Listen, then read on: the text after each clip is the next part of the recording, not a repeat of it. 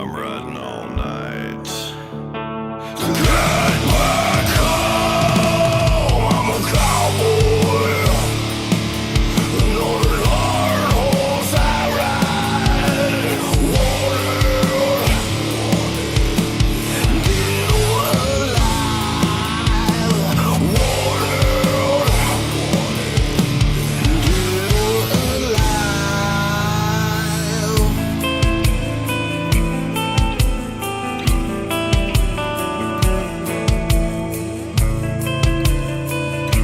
Come on in. Sometimes it's sleep, sometimes it's not for days. People I meet always seem to go their separate ways. Sometimes you tell the day by the bottle that you drink. Sometimes you're all alone and all you do is say you're a cowboy. Not a hard horse you ride. Wanted, dead or alive.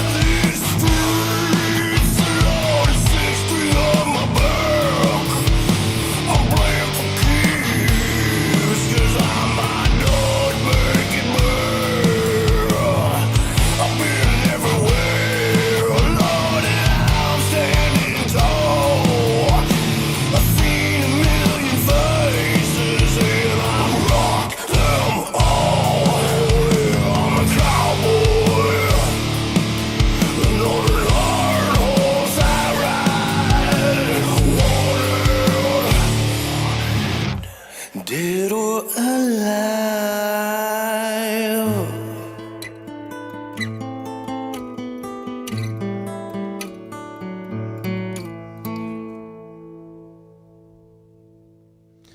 What's up, everybody? How is it going? Good afternoon. Good morning if you are not on the East Coast of everything. What's happening? Dr. Jason Dean, Brave TV, your source for health, freedom, and knowledge. Well, I have a guest in the second hour. Fred is back. We got to talk about interest rates. This is insane. Man, where do I start? Where do I start? There's so many places to start. Let me clarify something for everybody. I actually felt weird after doing yesterday's show, and I'm like, oh, you know what? They probably think that I'm like pro-abortion. I am not at all. I am pro-life to the cure. I want abortion illegal. Yes, I am one of those people. What my point yesterday was that if you think that it's just going to go away because you make it illegal, that's like, I'm also for legalizing all drugs. Do I think they're going to go away? No, not at all. I'm actually a little strange in this matter. So I think you make it illegal, you make drugs legal, but then you set up, for example, you're going to have the very rare cases of abortion situations happening. I personally, I go with okay.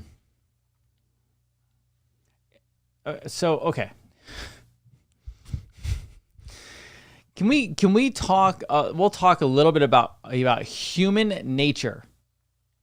So, I actually think one of the issues is people think that everyone thinks like them. Here's a stunning new opinion or new fact. Not everyone thinks like all of us, right? So people say, well, so many out there want to have kids. That doesn't stop people from, like, some women who don't want to have the child, guess what? They're not willing to go through childbirth. Last time I checked, childbirth was a very, very painful process. It's supposed to be painful.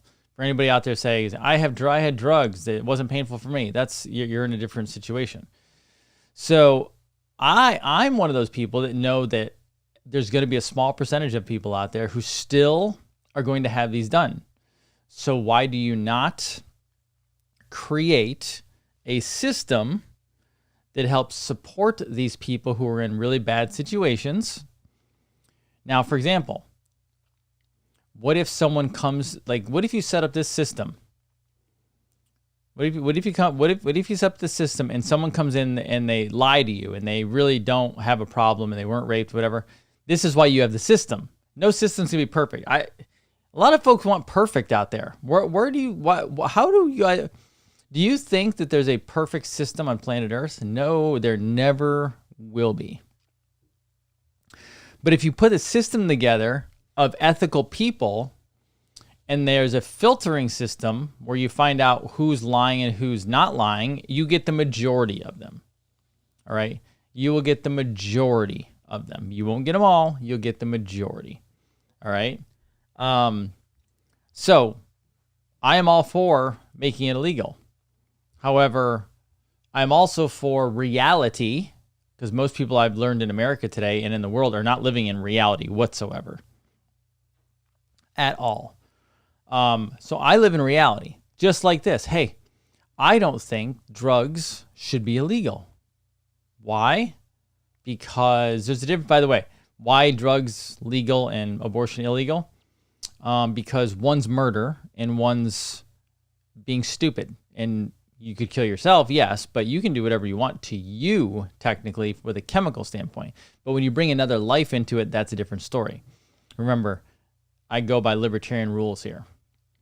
Okay, so you can kill yourself off. Folks, I really don't care if you kill yourself off. As far as I'm concerned, we have too many limits and restrictions on us. All right, drugs. Now this is how you fix the drug problem. You legalize it across the board, and then you tax the shit out of it, and then you use those taxes to fund quality ethical systems where they help rehabilitate people and educate people as much as possible. Again, it will never be perfect. However, these are some of the ways you can help it become better. No one's perfect. No system's perfect. America's not perfect. It is what it is. Our founders were not perfect, but they were great. They had slaves. They were not perfect, but they were great. And they created great things that we have to continue on. All right. Let's dive in. First of all, did everyone see that Dave Chappelle got attacked on stage last night? It's awfully quiet out there. Where is everybody? It's quiet. Why is it so quiet? You guys are really quiet this morning, and there's a lot of people out there. I don't know why you're so quiet. Always interesting. Is Rumble not working? Hold on a second.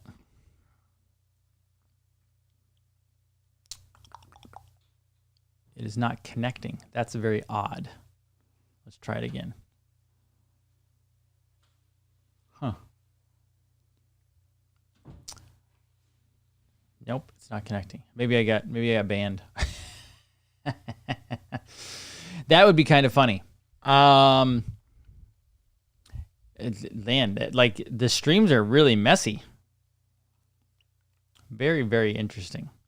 So Dave Chappelle got attacked last night on stage. Folks, this is a problem. This is a big problem. You got attacked by someone who is supposedly, I don't know if they are trans or they're speaking out on the trans situation. You can't freaking have people being attacked on stages. This is so out of freaking control. Like, it's not even funny. This cannot be how America goes forward. This does not work. All right? Now, there's only so much coming out of that, but the dude who attacked, they like bent his arm literally backwards. Like brutal, like really, really, really bad. Check out the video. Check it out on Twitter. I'm sure it's on everywhere now, but holy crap, like really bad. Okay, let's tackle a subject. I have a couple subjects today to take on before the top of the hour. The first one is, all right, people have been asking me in the comments, in Telegram, everywhere else, 2,000 mules. How many out there saw 2,000 mules? How many out there are like, you got to see it, you got to see it? How many people out there are all super pumped about 2,000 mules? Let me know. Who's out there? How many are pumped about 2,000 mules? I will give you my opinion on 2,000 mules. Maybe I will bring it up. I can't imagine it's off limits. I must be able to show you the trailer without getting in trouble. Yeah, you can. Okay, cool. All right. I'll bring it up for you so you guys can see it. Here we go. We have put together, I think, the most extensive and inclusive voter fraud organization in the history of American politics.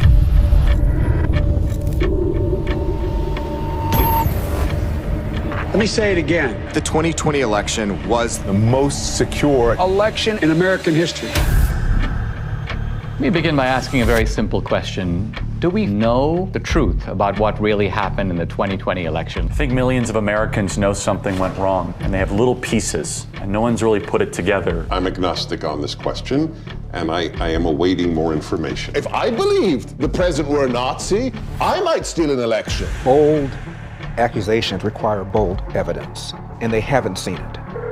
We have been working on something big. Show me the money. Can we meet? I've been working with Greg Phillips. He has a deep background in election intelligence. True the Vote has the largest store of election intelligence for the 2020 elections in the world. No one has more data than we do. We identified in Atlanta 242 mules that went to an average of 24 drop boxes. But Philadelphia alone, we've identified more than 1,100 mules. What is a mule? Person picking up ballots and running them to the drop boxes. This is not grandma out walking her dog. Bad backgrounds, bad reputations. They are interested in one thing, that's money. And in no shape, in no way, in no time is that legal. This is organized crime. Do you have video evidence? 4 million minutes of surveillance video around the country. What you're about to see is disturbing. So this is 1 o'clock in the morning. Don't we all vote at 1 o'clock in the morning? On one night, this person, this mule, went across 6 counties to 27 different drop boxes. I call it the Mexican mafia, seriously, because they work like that. This is jaw-dropping. What you showed is frightening. It's just sickening to me. Now we come to the most important question of all. Was the magnitude of vote trafficking enough to tip the balance in the 2020 presidential election? It's not a leap to say this would have made a difference. They have ruined Election Day in the United States of America. That's provable. And that's enough for me to fight the left with every fiber in my body. Without free and fair elections, we are not a democracy. We are a criminal cartel masquerading as a democracy. 2,000 Mules. In select theaters, May 2nd and 4th. Virtual premiere, May 7th. Stream May 8th at Salem Now or Locals.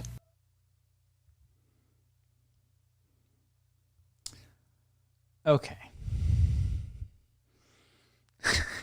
Okay. I have not seen it. Will I see it?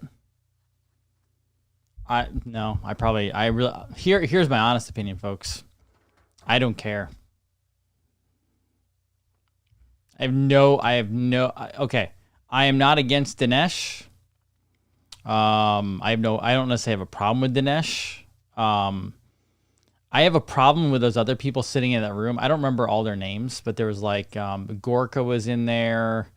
I don't remember. I know the faces. I don't remember all their names. I could care less about this movie. Why could I care less about this movie? Is there real? Okay, here's my question for everybody out there. Is there anybody out there is there anybody out there that matters, that actually doesn't believe that this election was stolen? Like, is there okay, let's go down the list of people that might care. Okay. The only people that care are actually patriotic Americans. Do you think the patriotic Americans at this point believe that there was criminal activity involved? I think they already know it. All right. Do you think there are any Democrats at this point or liberals at this point or anybody on the left-hand side? Do you think that they care what evidence is shown?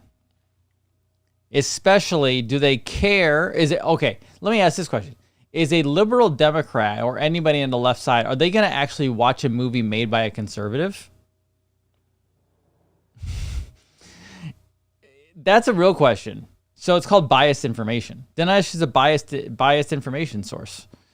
So why would a Democrat or liberal care about Dinesh's movie? Therefore, we're in an echo chamber. Now, here is the real question. Now, let's talk about the people that were in that room. One of them was I don't remember. His last name starts with an M. All right.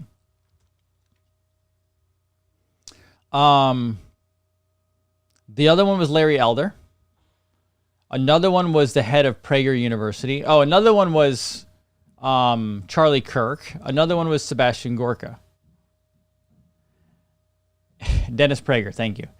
Are you telling me that Dennis Prager, Charlie Kirk, Dinesh D'Souza, Larry Elder, and Eric Mataska, or whatever his name is, are you telling me that those guys aren't convinced with enough evidence that an election was stolen? Okay, hold on. It is not my duty. It is not my purpose to get fired up every show. I actually try to come into some of my shows. All peaceful and relaxed, and I try coming in with a relaxed, appropriate, professional behavior. That's how I try coming in. Here's my challenge.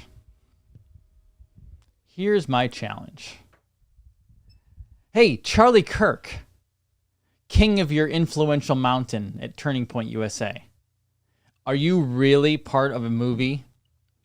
Are you really part of a movie where you don't know for sure if the election was stolen? Because if you say that out loud, I'm going to call you a fraud. Larry Elder, the one who ran for governor and lost because you got cheated out of it. Most likely. Who knows? Maybe you're in on it. You seriously made the statement in the movie? I haven't watched the movie yet. I'm watching a clip. Maybe I'll have to watch the movie just to see what your full thoughts were. I'm going based off of this. If I am wrong and someone's watched this, you let me know. Larry Elder, you're telling me there's not enough evidence yet for you to know if it's Sebastian Gorka, really? You're a Freemason, buddy. I'm not against Freemasons. I think there's good and there's bad. Dude, there's pictures of you out there with your Freemason apron on. So pick a side, dude. Pick a side. And by the way, hey, I know. Guess what? I know these people have millions of views. They're probably never going to see this video. They don't care about little old Dr. Dean and Brave TV. They don't care about it. However, I feel like I'm the only person that's calling out logic and reality. Maybe that's why the show doesn't have the viewership that Turning Point USA does or Dinesh D'Souza does. Because right now, I see them throwing out a whole bunch of bullshit. Dennis Prager, are you kidding me?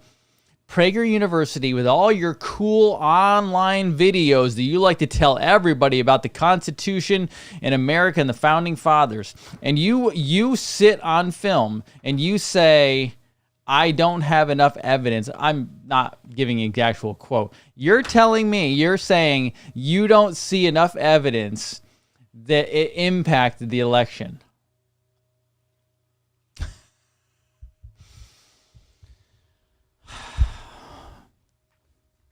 Am I losing it, folks?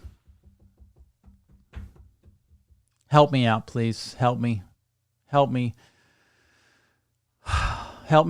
understand why nobody cares. Help me understand why nobody cares that these 4 or 5 ridiculous people got into a room with Dinesh, whether he's on their side or not, I don't know. You're telling me you all, and you're supposedly intelligent people, you walk into a room and say, can you provide us evidence because we're not convinced that there was actual election fraud.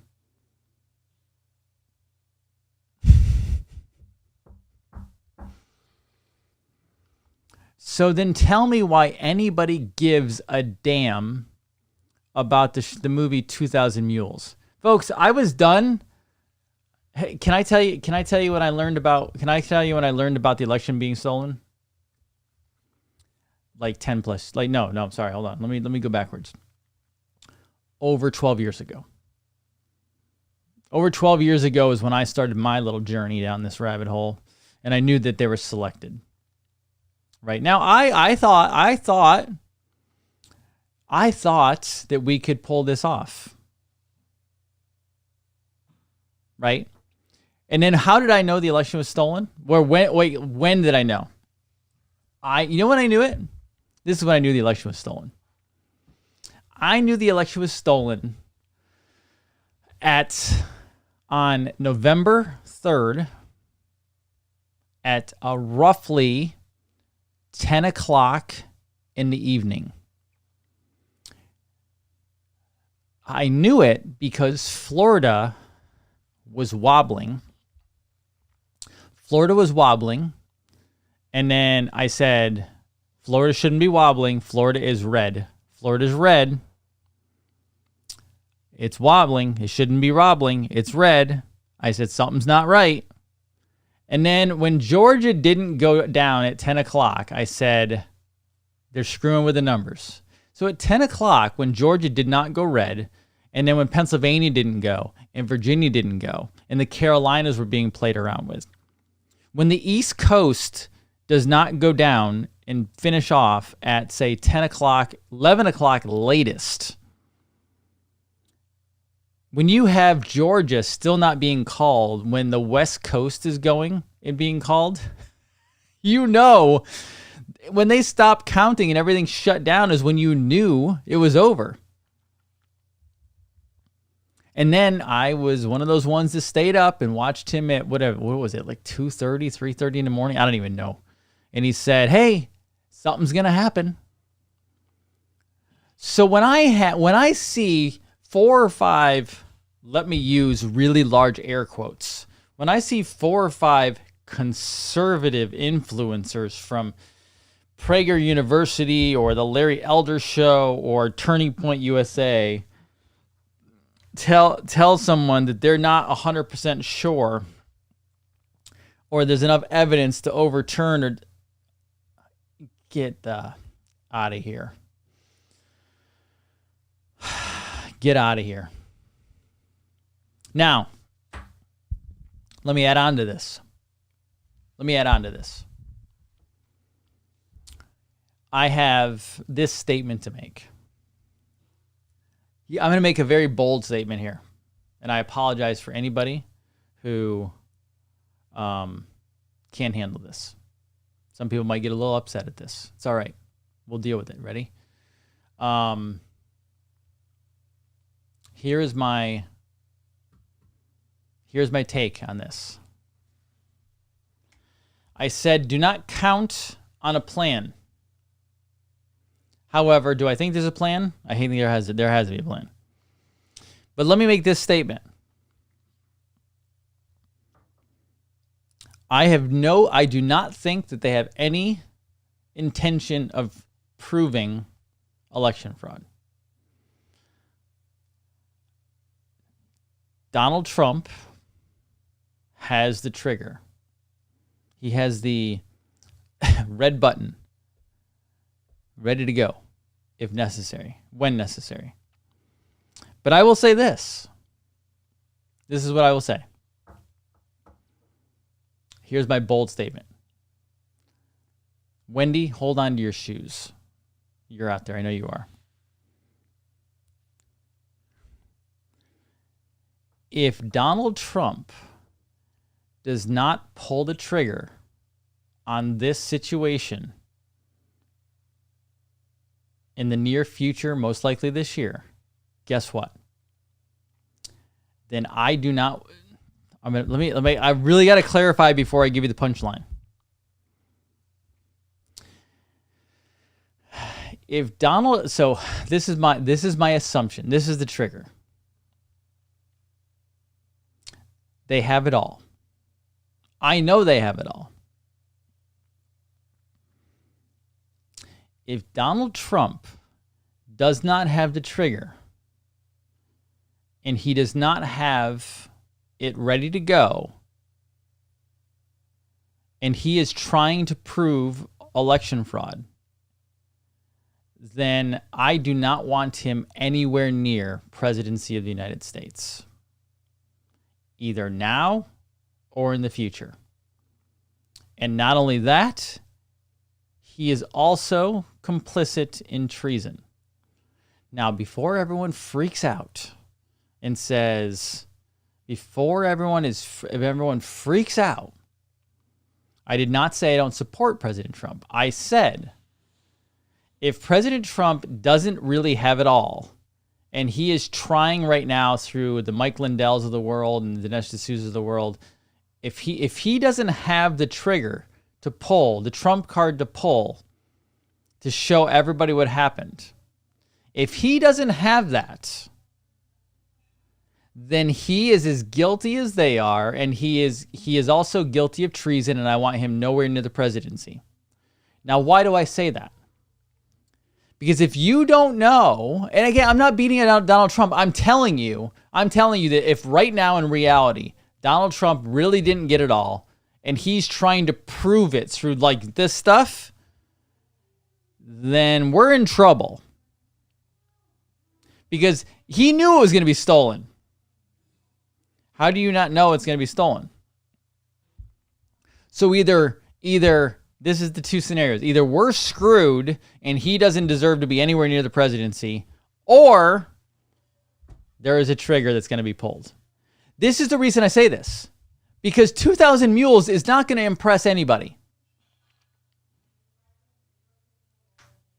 No, Trump knew he's walking into snakes. Anybody out there, when people say to me, Donald Trump was surrounded by snakes and he didn't know what to do and he's having trouble making decisions. No, I don't buy that at all. Come on. The dude knew exactly what he was walking into. If he is the guy that he claims he is, he knew exactly what he was walking into. He did not come out on election night and say, we'll see what happens. No, I'm not saying we'll know how it plays out. And by the way, I'm not saying that it's a military only. I'm not saying, I'm being actually very real with you. What I'm saying is, if he really is right now trying to prove election fraud to get himself back in versus having a button to push to make all this go down, if he's trying to prove it, then we're in a lot of trouble, folks, because that tells me he wasn't prepared. I don't trust. So when all these people, when people are like, he didn't have anyone to trust. He was surrounded by snakes. He was this. People were under. Welcome to the freaking game, folks. If Donald Trump came before us and said, folks, I tried. I didn't know how deep it was. I didn't know how many snakes there were. I didn't know how deep. I would be like, I'm calling bullshit on you, buddy. If you didn't know how, dude, they murder babies. They sacrifice to Moloch. You know it because Ronald Reagan is in Bohemian Grove. These are the things that you're not going to be comfortable with. Donald Trump claims to love Ronald Reagan. Well, Ronald Reagan was there's pictures of him at Bohemian Grove speaking around the picnic tables. I'm not saying there's not a trigger.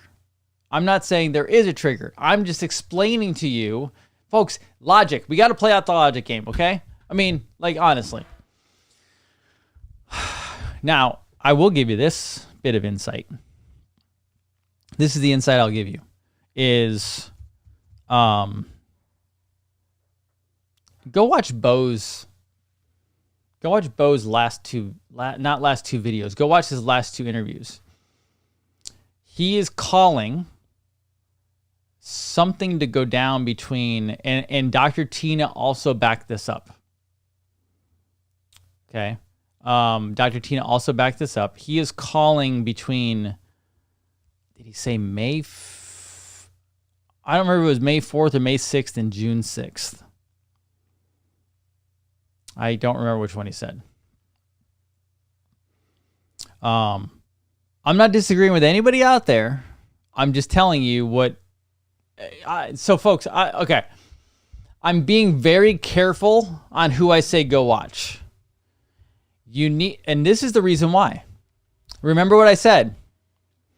No speculation. Well, you can speculate. No predicting stuff without legitimate sourced evidence to show it.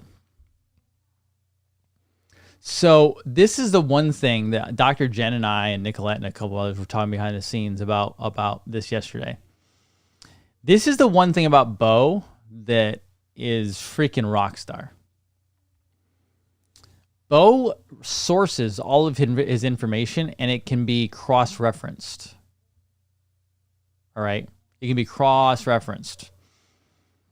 And he backs it up biblically as well as timelines. And when I say so the biblical part doesn't always get me because Bible has been altered. But timelines, folks, the Bible is timelines. That's what it is. It is timelines. And by the way, you are on a loop. Oh, wait, hold on. Hold on. Let me, I gotta do this properly, okay? Okay, we're on a loop. Okay. Cycles, it's a loop. Hold on, I'm gonna do that. I gotta do this. I gotta time this properly, okay? I gotta time this. There's a reason I'm doing this. I'm timing it in my head to do this right, because I'm looking at camera where it's, okay, it's right there. Right there, okay. Ready? How do you break a cycle?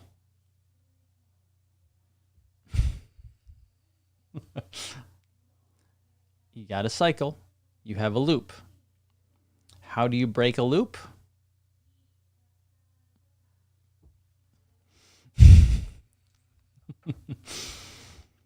That's how you break a loop. That's how you break a circuit as well. Okay? If you have an electronic circuit, it could be a circle, it could be an oval, it could be a triangle, it could be anything. You could, whatever the circuit is, how do you break the circuit? You put a break in it. That's how you do it. Break loops with chaos. I kind of like that one. That's a good one. Thank you, KSV. Fantastic. Now, we're going to talk about in a little bit, I'm going to have a guest on. We're going to talk about interest rates. I'm going to prepare you. Get yourselves ready, folks. Get your freaking selves ready. By the way, here is my mild prediction. My mild prediction. Mild. Let me say speculation. I don't like predicting stuff. My mild speculation is if you're holding XRP, XLM, and XDC, you're going to enjoy approximately 2 to 5 years of extreme wealth, and then you're going to have to listen to when we tell you to cash out. That's right. There's a reason for it. Because I actually agree with Bo. The beast system is coming. The beast system, folks, you're going to have a cabal. You're going to have a the great reset is happening. It's going to happen. It is. And I think I fully am starting to understand it. The great reset is going to happen at the same time America is going to rise. So, do you remember how we have that finance course and crypto course and gold and silver course? Do you remember that? I would highly recommend you get involved in it. I would highly recommend you get that nailed down, because you're probably going to have some extreme wealth, and then you're going to have to learn very quickly. You're going to have to learn timing on how to pull your wealth out of the system. Okay? You have to follow this. Be very cautious, all right? Very cautious. What do you mean, no? Nicolette or somebody will put it in there. Get it. I have people like, I don't know, I can't do it. It's too hard, or it costs too much. Do you understand what we're playing with here? By the way, put someone can put the link in the classes in there right now. Get involved. I'll tell you this. You're insane if you're not. Sorry, I said it out loud. Why? Because you want to know what to... Folks, you have the ability right now to have your families taken care of for potentially lifetimes. And then be prepared. Then you will be on the cutting edge of knowing where to be, what to do, when to do it. I spend more money on food than I spend on that thing. Come on. Also, before I go into this last thing, and then we have the top of our hour, 8 o'clock tonight, ADHD is a lie.com. Folks, I have something for you tonight that, let me bring this up for you. I have something for you tonight that it's going to help blow your mind. Here you go. ADHD is a lie.com. ADHD is a lie.com. Just type in ADHD is a lie.com. You'll go right to it. That is 8 o'clock Eastern time. That is live with me at 8 o'clock Eastern time. And then tonight we have After Dark at 9:30. We're going to go deeper. 71% of you who took the poll said you want conspiracy theory. It was the second highest percentage. You want conspiracy theory, folks. I can only talk so deep on conspiracy theory here, and because the conspiracy theories we talk about get us shut down from social media sites. All right? So join BraveTVNation.com is After Dark. That's where we do the deep stuff. And by the way, 3 weeks ago, Nicolette literally saved you and your children's life in understanding where this stuff comes from. So there you go. Dive in. Jump in, folks. This stuff is important stuff. It's not just conspiracy of like, oh, we got to learn a new story. No, it's learning what to be cautious for, what to watch out for. You have to know. All right? Now, here's a question for you. Are females smarter than males? Are women smarter than men?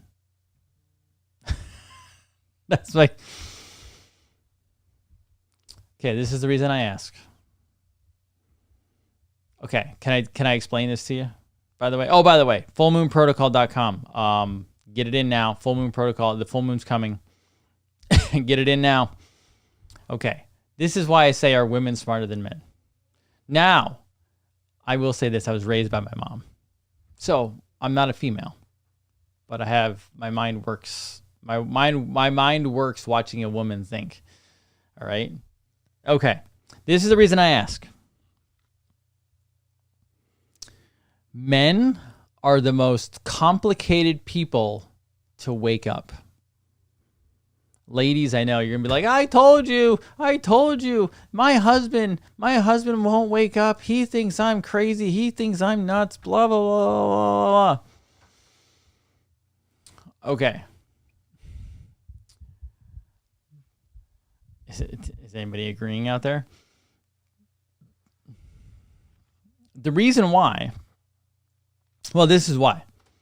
I recently spoke to a woman who was very red-pilled. And I speak to a lot of women. Remember, I'm in physical practice every day. I speak to a lot of women. The women are awake. The men, this is the problem. Women are more intuitive. All right. Now, that doesn't mean they have to be. Let me rephrase that. Women listen to their intuitive nature more often. Men struggle to listen to intuition. I will also say that I'm the same. I tend to be very analytical, very logical, etc. Okay? The reason I ask this is the most common response I get from men who are not awake, or their wives are awake and they're not as awake. Okay? This is the reason. One, men think that it's more just about power and greed. Now, here's the kicker, because it is power and greed and money, right? Okay, here it is. This is the number one reason why men don't jump on board, right? Men do not believe in general that there is a grand conspiracy. And I've been told this now several times, over a handful of times. The men who are not awake, or the men who are struggling and not fully on board, They do not believe that there is a grand conspiracy. They believe that people are just doing it for power, money, greed. They don't believe, like, they're here, but they don't buy end up here. Now, let me throw out some of the words. Okay, women, let me help you, ladies. Let me help you. Men, okay, if you want to red pill your husbands, okay, here's what you do. You do not talk about reptilians. You just don't. Because honestly, most guys do not believe in UFOs. Why? Because they haven't seen them. Why do they not believe in reptilians? They haven't seen them. You're one of the very rare ones, Shack Attack. Most men do not believe in 9/11. Why? Because they watched 2 planes hit 2 towers and they saw 2 towers come down. Obviously, there was more to it than that. But that's what they buy. Men do not believe in vaccine damage, right? Because they don't see it. And then if they do have a autistic child, they believe that it's just better diagnosed or something happened. It's coincidence, right? My pilot husband will not consider chemtrails, but reptilians are a possibility. That's a reverse.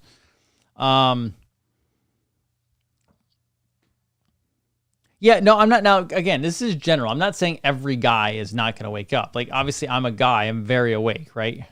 But okay, this goes back to red pilling.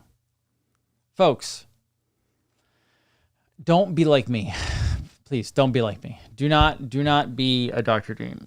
Okay, I have spent a long time being very comfortable with who I am and how I do this.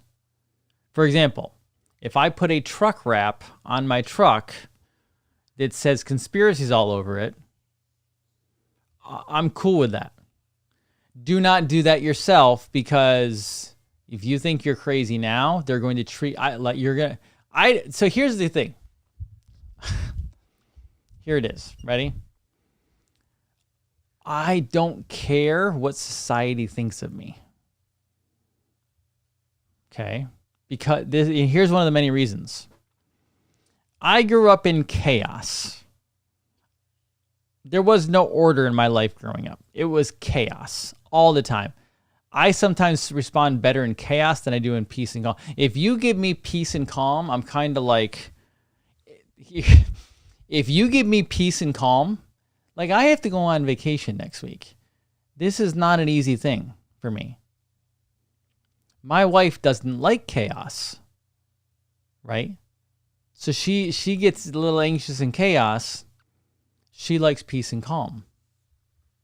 She'll be totally relaxed next week. I will be like this. Not nervous, just like I got to do something. Because I grew up in chaos. So I became comfortable and normal with it. It's not good. Don't do that. Relaxation and not doing anything or just being like calm and chill, it's not normal for me. All right? Not normal. So I am cool with everyone thinking I'm crazy because it's just normal for me. Right? But I don't want you to be, I don't, like, I have my friends and I have my family. All of them agree with me. Folks, again, I don't have anybody around me that doesn't agree with me. Now, here's the deal.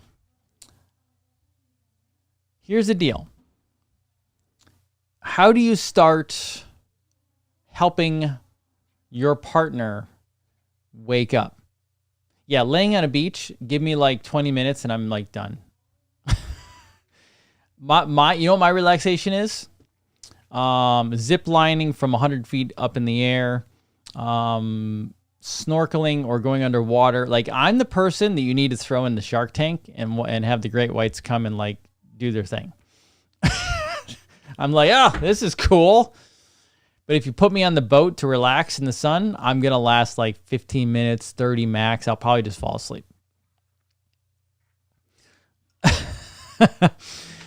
So you need to slowly, okay, here's a good example.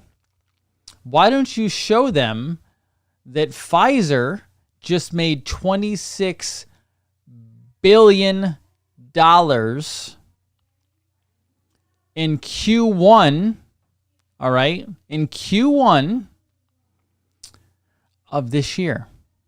Now, here's another one. Let me give you a little red pill. Would everyone like a red pill reference here? Let me see if I can get it for you real quick before I have my guest on.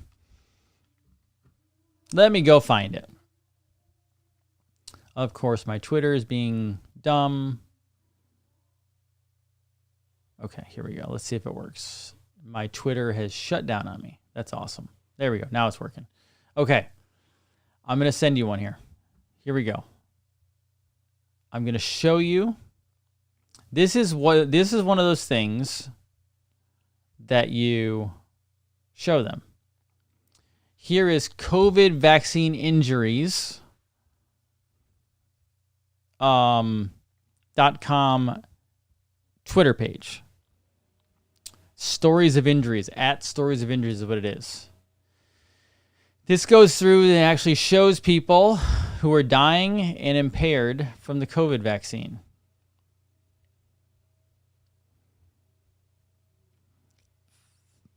So you can go do this one. COVIDvaccineinjuries.com. I think you can bring it up. Let's submit.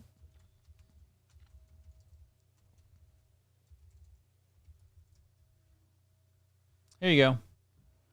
COVIDvaccineinjuries.com. Here you go. Go show them this.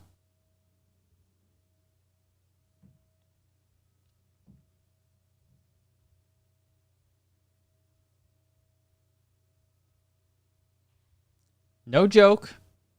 There you go. There's just that's just evidence, folks. This is the stuff that will change people. There's a hell of an injury right there. Damn.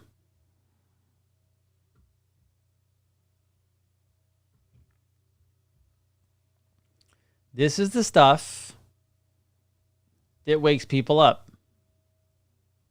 It's actual evidence. It's actual proof showing you people injured and dead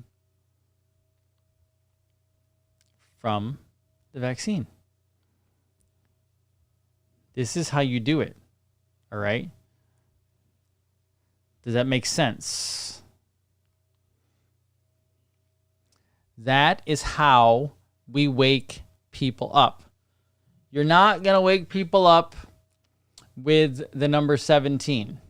You're just not. And that was the reason why they said, as we push news out there, we have to push news out there that is actual legitimately. It's COVIDvaccineinjuries.com. All right? How does that sound? COVIDvaccineinjuries.com. I'm probably banned on all the social media pages now. Pfizer.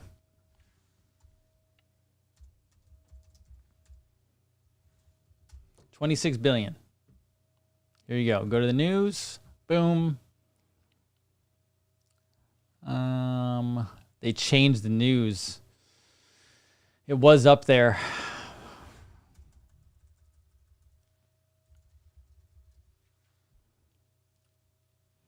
They already changed it, bastards. There you go. That wasn't the original headline, though. Original headline was much worse. They, let me see. Hold on. I want to find that original article. Here we go. Oops. Pfizer sees $26 billion from COVID shot. Now, keep in mind, this is not $26 billion total. This was $26 billion in the first quarter, is my understanding. Right? Pretty sure that was first quarter. So go ask those people if they think this is a problem. And then you'll find out. Then you'll start waking people up to all the fun stuff. Now I get to bring on my good buddy. It's been a few weeks or so, and we're going to have some fun. Who wants to talk about some money? Because you better know what's coming. Money. My man, how are you? Good day. How are you, Dr. Dean? I'm good. Your technology's rocking every day, better and better. You like the new flag? I do love the new flag. Your audio sounds great. You have someone there building stuff up for you? Yeah, I had somebody come in and do a little bit more of a, I'll call it professional. So we've got a better video camera now and a real nice microphone. And, we've actually set the room up. We try to do the lighting. We got our new backdrop. We're just trying to look a little nicer for those listeners. So I every once in a while I go to I do some business masterminds and things like that to expand business, make things better, etc. And I have this line that I tell people that, and when I tell you you're gonna get it, but it makes people go, wait, let me think about that for a second. I tell people, I don't care if you're a roofer or you're an electrician or you sell coins, or you have a podcast, or you're a chiropractor, or it doesn't matter what you do, right? Right. You are no longer that industry. You are now a media company that sells coins. Yeah. You're a media company that sells chiropractic or medical or roofing or whatever. And people are like, what do you mean? I go, because you live in a digital world now. Like the way to market is to get your information out there. People find who they like and they start buying their thing from them, their solution. Right. It is a changed world. The evolution of what has happened to economics is, it has evolved. I've been around since the days of, pencil and paper.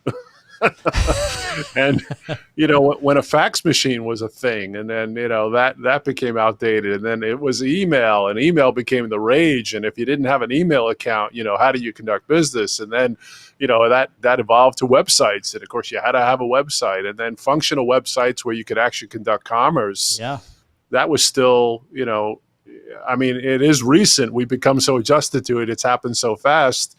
I remember the very first thing I ever bought on the internet was a book from Amazon, because I figured, well, if Amazon can't deliver a book, this whole internet thing is just, it's not working. So I'll take a risk with a $20 book and see if that works. So I clicked and I'm like, really? Did this just happen? And, am I comfortable? I'm actually putting my credit card information out there in the world, and how's this going to play out? But again, I had faith in Amazon and saying, again, as a retailer, if they can't pull this off and secure it, then this is not happening. And, hey, a week later, my book showed up. I'm like, okay.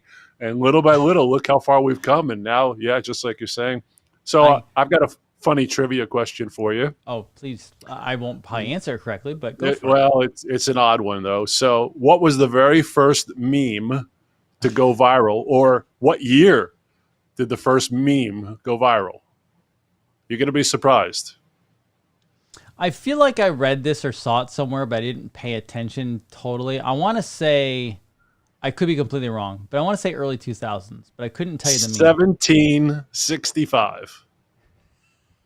So in 1765, Ben Franklin wrote a meme. He actually drew this picture of a snake cut into 8 pieces. Each piece represented one of the colonies at the time, because we hadn't yet formed a country. And it was sent out with the words underneath that said, join or die. I have that flag actually that used to be behind me. And it went viral. It absolutely went viral. So in those days, viral meant every newspaper that was in print, which there were only a dozen or so of, every colony that had a newspaper reprinted that meme. And it was actually the first meme to go viral. So, okay. So now that you said that, there's a reason you told me that, because when you said that, you know what you made me do? You made me have a little bit of a mind blow explosion thought. You know what it is? So I got to bring into my world a little bit here to get this. So back in I want to say it was 2018, but it could have been 2016. I think it was 2016. General Michael Flynn said, we have a team of digital soldiers and we need to take America back. And he said a lot of other stuff, but basically the big words were, we have an army of digital soldiers, and this is how we gain the republic back. Now, President Trump, when he was in office, set up the 1776 Commission. And it's interesting because General Flynn and the people around him talking about digital soldiers said, we are now in an information war, and the way you win an information war is memes. Controlling information. And memes. Yep. So it's interesting you bring that up, and that kind of like comes back around. Well, what's odd is that until it's not even 10 years, it's got to be 7 years or so, the largest commodity on earth that moved everything in the world was oil. Yep. And it had been for 100 years. It is now information.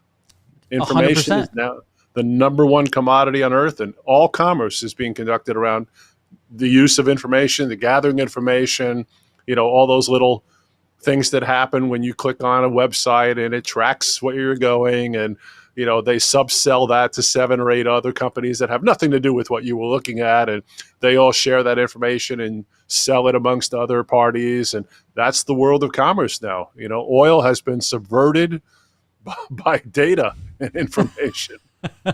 But now we actually legitimately have, I'm not like, I understand why weather changes, and I understand their concerns on global, as they say, climate change. I don't agree with them from a standpoint of like humans are causing it and destroying the planet, and like there's a cabal members, etc. But there are issues we have to work out from an energy standpoint. And the reason I bring that up is because as this whole monetary system changes, we now have massive farms of cloud computing servers. And when I say like farms, I mean literally out in the middle of the desert, there are freaking acres and acres and acres of farms of computers.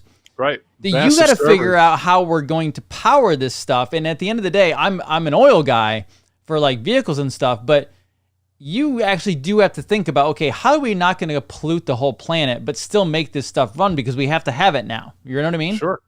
Well, it's been part of the problem of even cryptocurrencies. They've talked about the amount of power it takes to generate the cryptos, and whether or not that's a pollution to the planet. I don't know how well that argument holds up, but that point is well taken. That at some point, the more we move towards computer generated everything, the more power it takes to control that, and obviously having good secure power, even becomes much more needed. The risk is far greater. We've seen what happens when, things get broken into, if you will. It's not the old days where the guy shows up with a gun and takes the armed guard and sets him in a chair and, goes and rummages through the drawers looking for goodies. Now you got digital crime occurring, where more money is being stolen by people who aren't even physically anywhere near where they're actually robbing. And it has changed the nature of the way we exist. So power and energy always are going to be critical.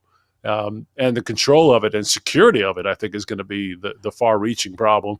Well, and crazy part is, so like I use the Chrome browser, but I also use Brave browser. I try to use the Brave as much as possible because it's a lot more private. But this is the crazy part. I can now take I have my crypto ledgers to the side. I can now take my crypto ledger. I can now connect it to my computer and connect it to the wallet that is connected to the browser. And then if I go on, like, let's say Twitter, right? And somebody puts a tweet out there and I like the tweet, I can actually tip the person, not by putting in my credit card, but literally by connecting to my wallet digitally and tip that person with cryptocurrencies. And we talk about money.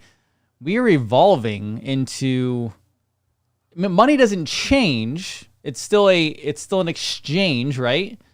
But we are literally evolving the way we do everything finance-wise, energy-wise, etc. How does that play into, the Fed is out of control. This has to break at some point. This old system has to break, right? The Fed is definitely out of control, and we can get back to that. So, yeah, I think what really is changing is the form of money. Right. Because I think you hit it right.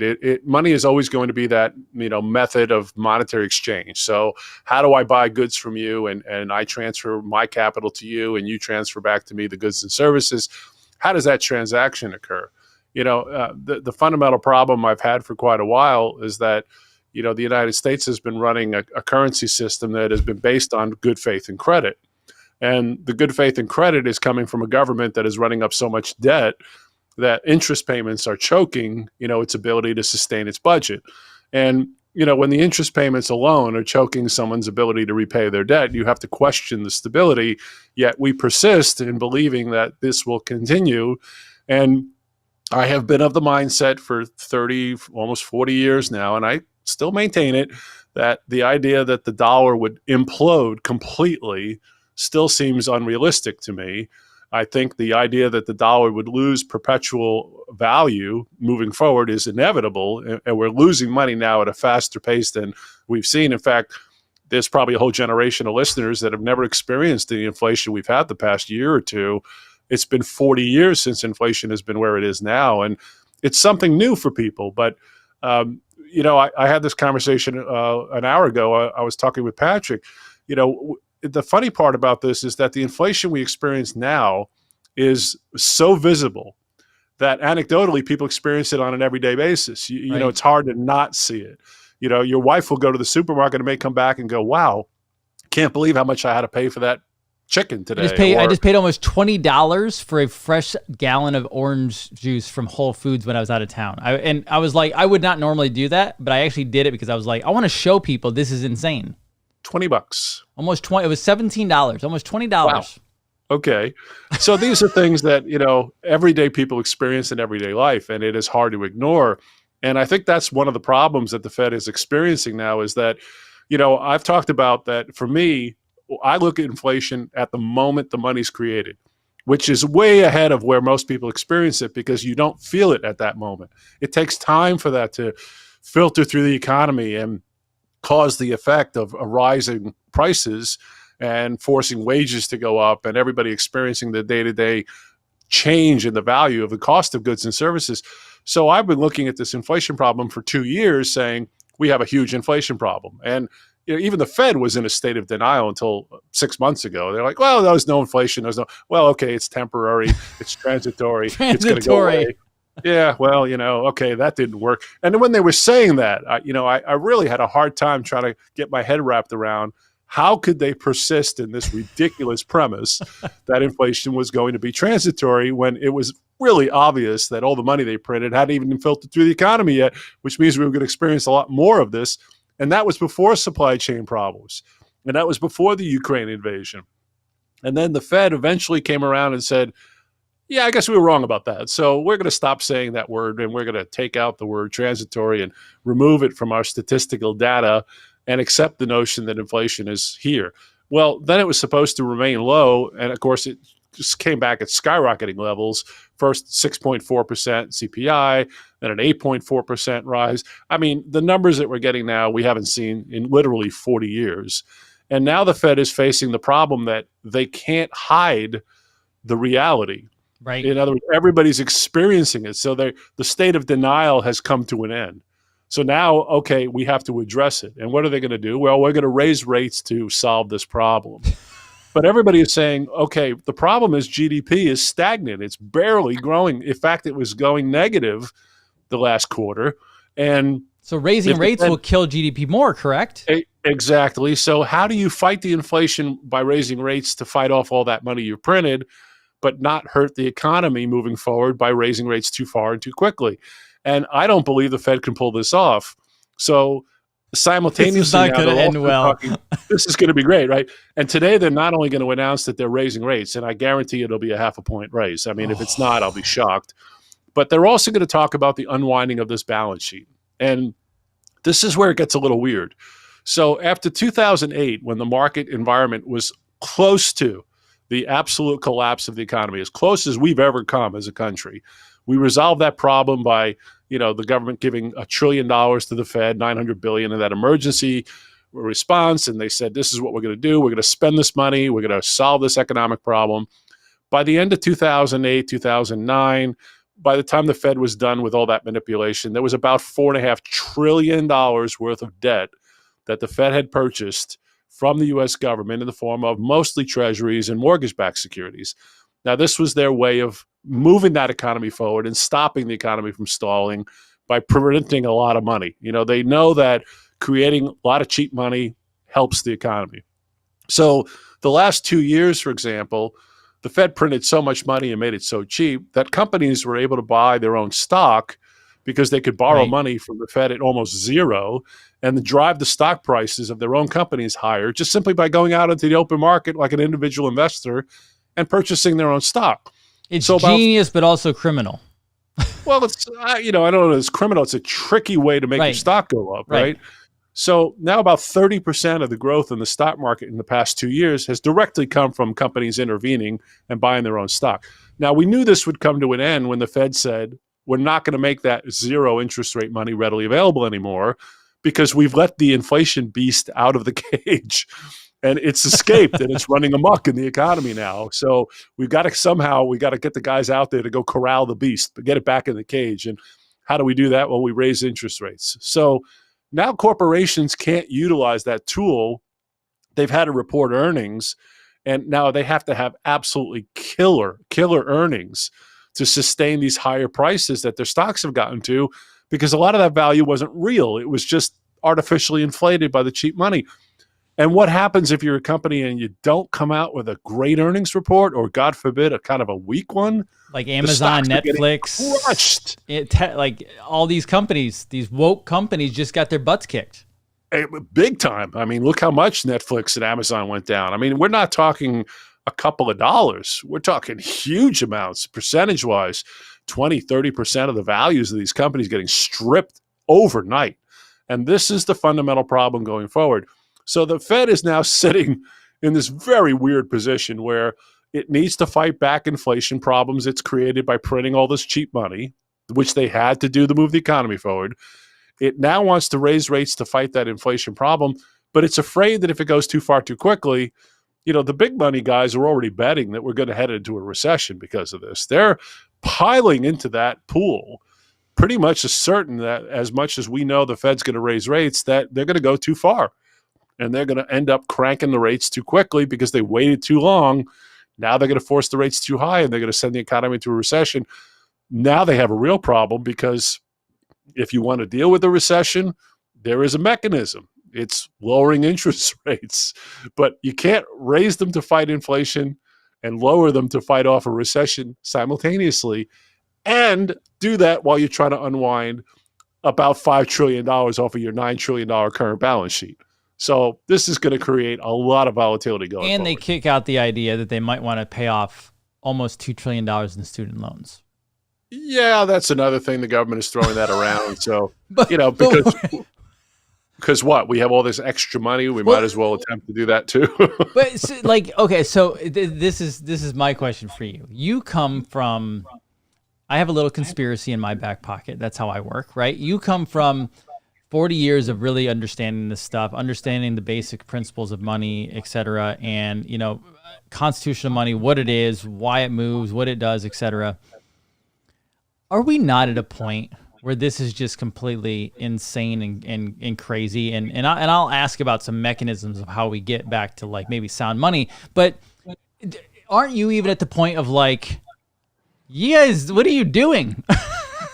Well, I have faced this issue in the last year. I was really struggling with trying to get my head wrapped around how the Fed could publicly be out there professing this lack of inflation as a problem, or the fact that they said that they thought that they could do these things, raise rates, unwind the balance sheet, and all that without upsetting the economy. And, it occurred to me either one of two possibilities. Either they were this uneducated, which struck me as a little unlikely. I mean, Federal Reserve governors, these are well-educated people. Yeah. They're not foolish. They understand money. They're not dumb. They're not like congressmen, who may know nothing. And look, anybody could get elected. You're not a Fed chairman, a Fed governor, or on the Federal Board of Reserve, without knowledge of economics. You are well educated. Most of these guys are finance majors, MBAs. I mean, they know this stuff, yet somehow persisted with this completely bizarre status of what they were purporting to be the truth.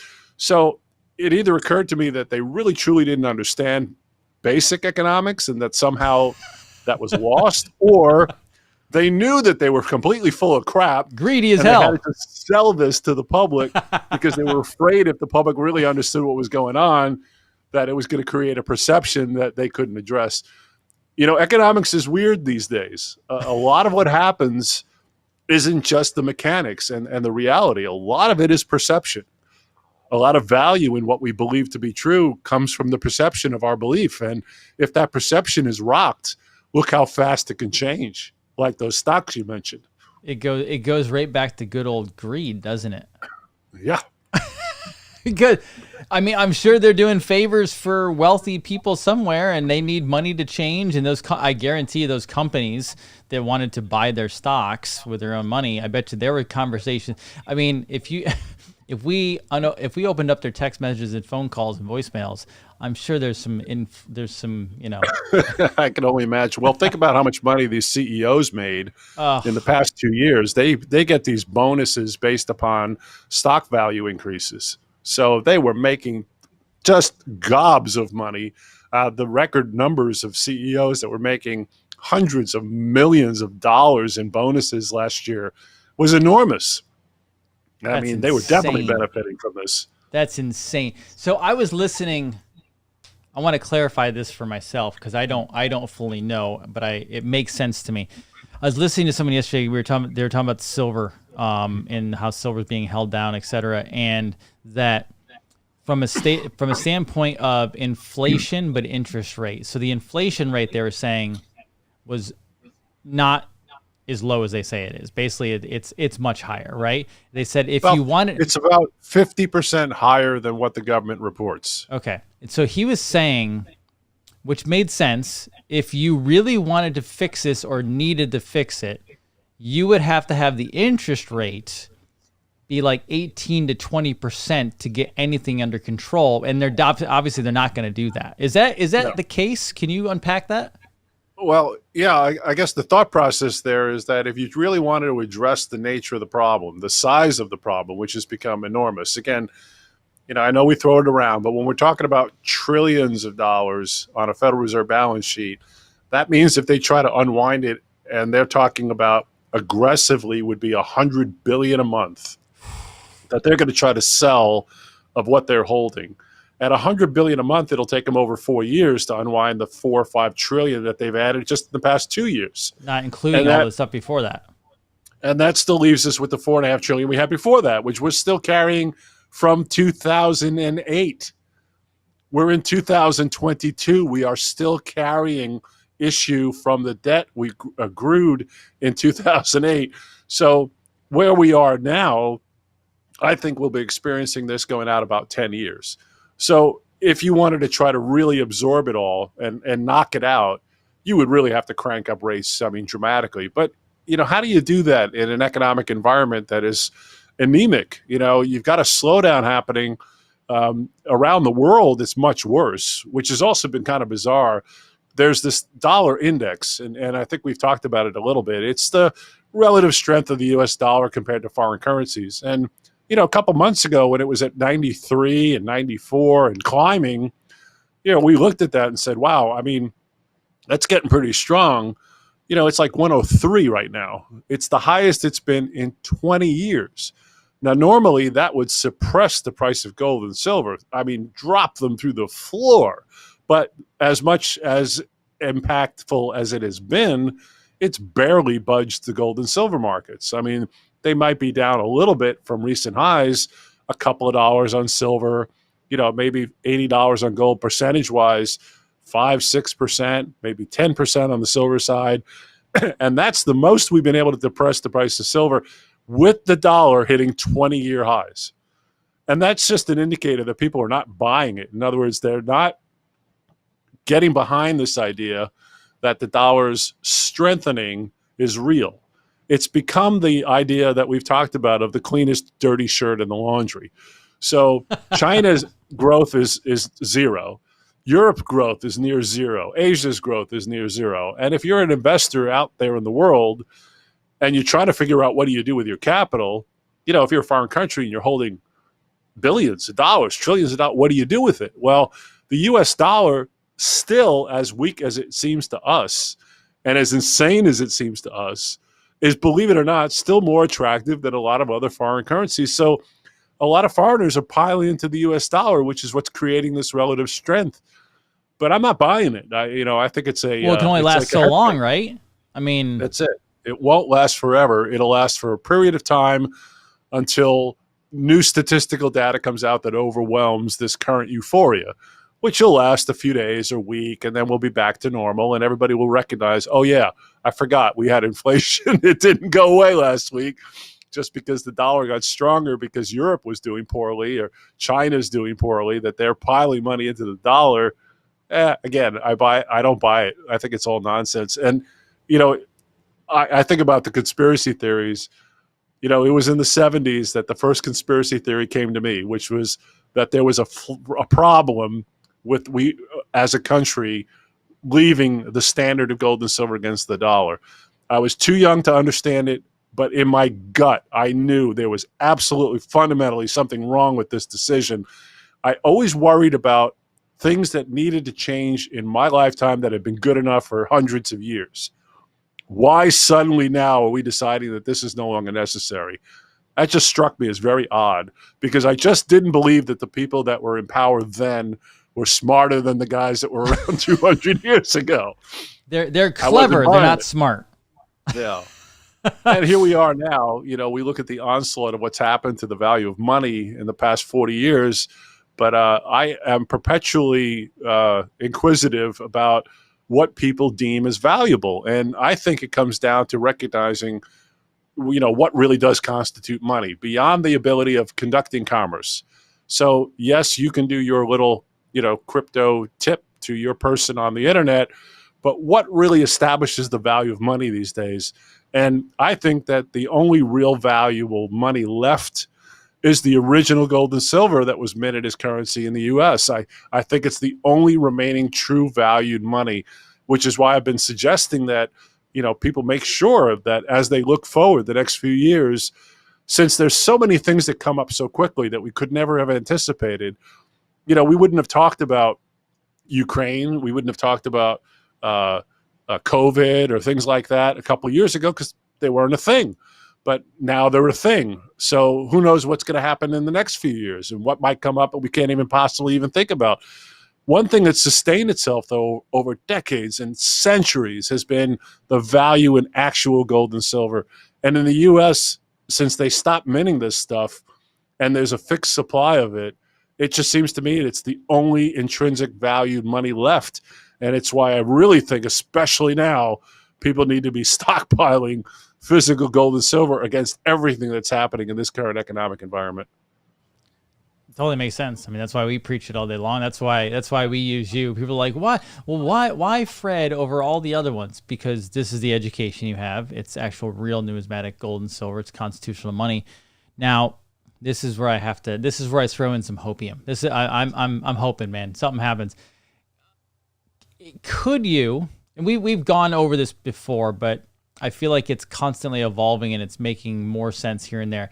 We talked about getting back to a gold standard or a metal standard, whatever it is, right? And you said, okay, it'd be great, but what's the mechanism? Like, as I look at this, I don't want a great reset, but we have to somehow reset an economy to get or at least we have to fix something. Could you bring back gold, silver, multiple metals, but also commodities like oil, lumber, cotton, whatever, you name it. Sure. And could we tokenize the back end structure via digital, but also bring in these metals and could we somehow get back to sound money stably without this exploding all over ourselves? Is that possible? Does that make sense? It makes sense. I just don't think it's likely, and I don't think it's possible. Now tell me, I want to hear your viewpoint on this. This is fascinating to me. Okay, so the way I look at it is I think the problem's unsolvable. That's why I think people need to own that physical gold and silver themselves, because I've already given up on the idea that we're going to correct this problem. I spent a decade believing that if the country could educate the public enough to understand the flaw with an unbacked currency, that maybe we could put enough pressure on Congress to do exactly what you're saying, recognize that, hey, this can't go on forever. This is certainly flawed. Let's revisit the concept of doing something that makes more sense. Let's go back to a silver standard, a gold standard, or a basket of commodities. But I keep coming through with that issue, coming back to the same problem. Could the U.S. government actually sustain its survival under those conditions where we were constraining the number of dollars to be printed based upon a basket of goods or services? I don't think they can do it. I just don't think they can survive without a floating currency. So my conclusion keeps coming around to saying, if that is the case, that they're not going to correct the problem, then it's up to the individuals. It's up to us. We each individually have to take that responsibility and say, I'm not going to wait for the government to fix this, or have faith that they're going to come around somehow and fix it. In the meantime, if they do, great. And we can come back to that in a minute. But in the meantime, I would say not believing that that's going to happen leaves me to one conclusion, that individually we need to do this ourselves. People need to protect their own wealth. It's like, excuse me, it's like taking personal responsibility. We just have to recognize that that's the need.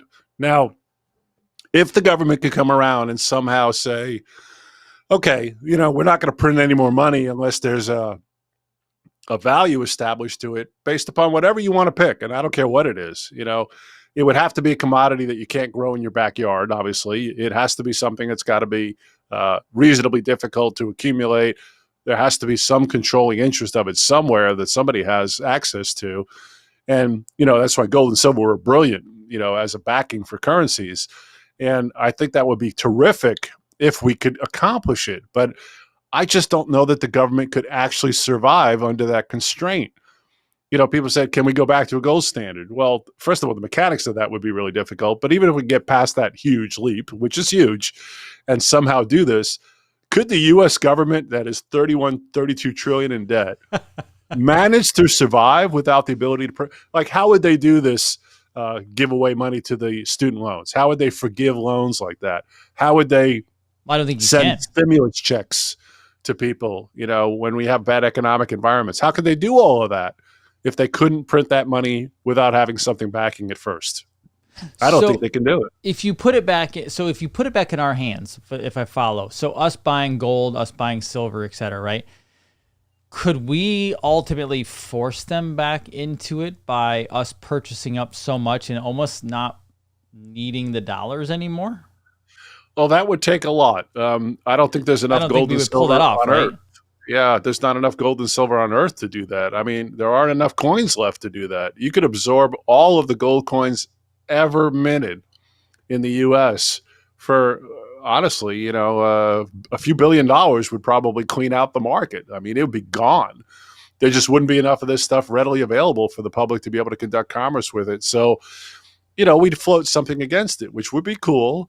And again, that would be far better, certainly far better than the value of paper, which is subject to change at a moment's notice, with a government that can't control its deficit spending. And, I worry about Congress because they are in control. And I really would wish that at some point they would recognize that what they do affects people. Their decisions affect the public, and the decision to continually run up debt and continue to print their way out of the problem. The problem has become so big now that, I don't think the public recognizes how deep we've gotten into this manipulation of money.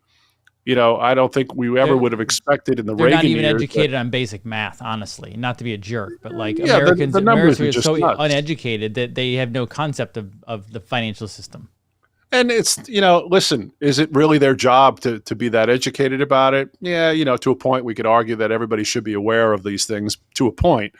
But I've always believed that, look, you have your family, you have your career, you have your life. These are the things that you should be paying attention to. You shouldn't have to worry that money you're earning is being altered by forces outside of your venue that you can't control.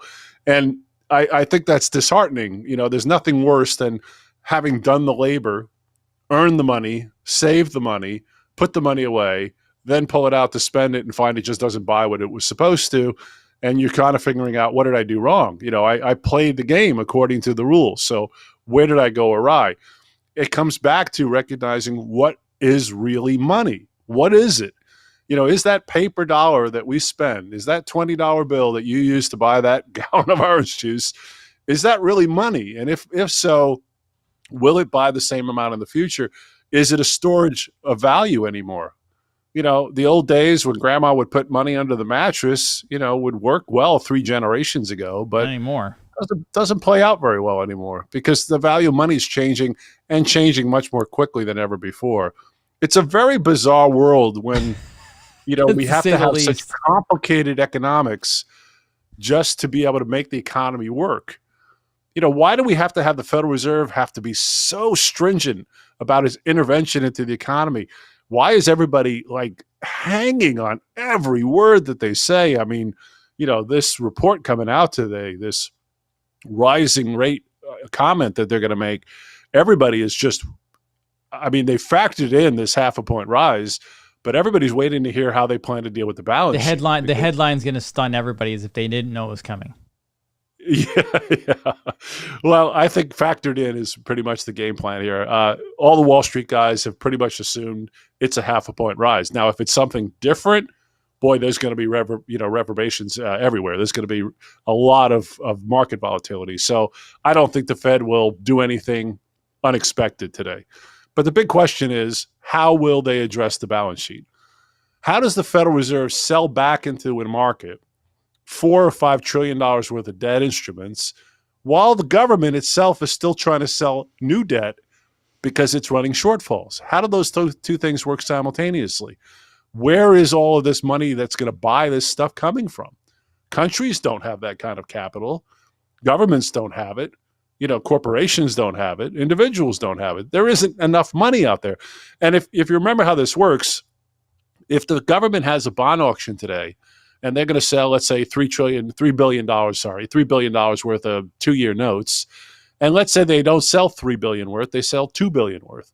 Normally, the Fed would step in and buy that extra billion. It would add it to the Fed's balance sheet, but the government would then have access to the money it needed this week, which was the $3 billion, and they move on. Well, if we have unfunded debt on a regular basis, that's one thing. But is the Fed then going to be selling its own debt into that economy while the government is still trying to do this?